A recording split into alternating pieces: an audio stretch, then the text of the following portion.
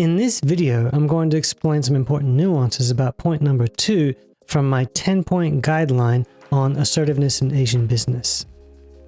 Point number 2 was, for passive members from a collectivist culture, the only reasonable training outcome is a shift to speaking up is not so bad or sometimes okay. Here are 5 important details for achieving this mindset change. Point number 1. A shift towards speaking up is not so bad can only occur when the right external pressures are present. It's impossible to cook noodles if the water isn't boiling.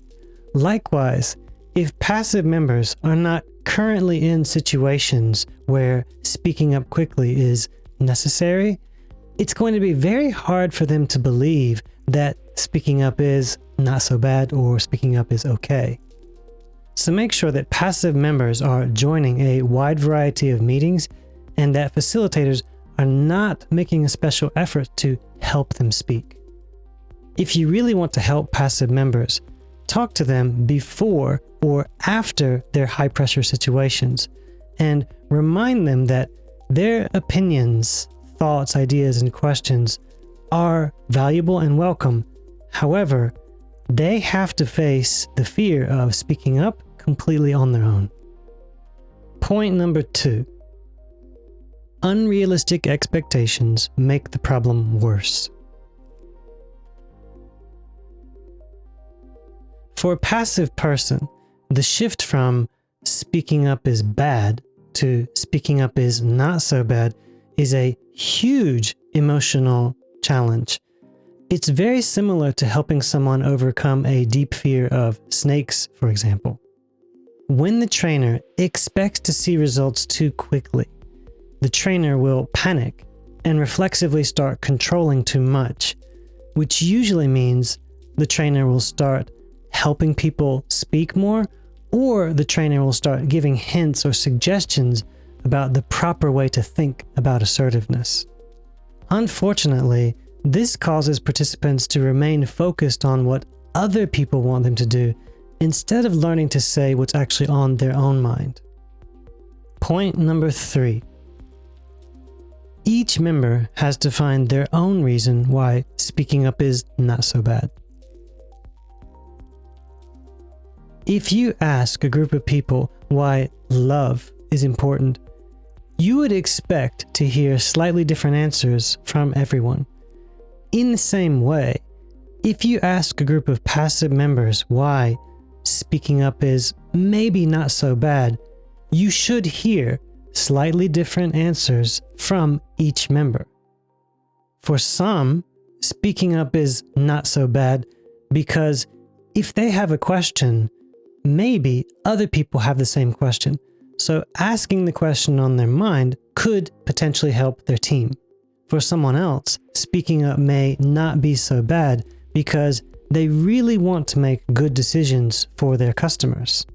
To make sure each member is able to find their own reasons, trainers need to do 2 key things. Number 1, insist that the group does not seek consensus. Tell them it's actually better if everyone's opinions are a little bit different. Number 2, the trainer should never give any personal opinions about why speaking up is not so bad. This will only distract the group and make them feel pressure to repeat the correct answers. Number 4, to achieve a natural mindset change, ask the following question. When is speaking out truly dangerous versus bad versus not so bad?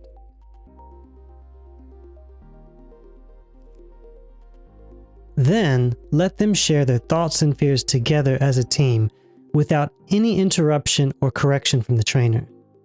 By discussing the differences between these 3 scenarios, they'll begin to realize that speaking up is not always dangerous and speaking up is not always bad.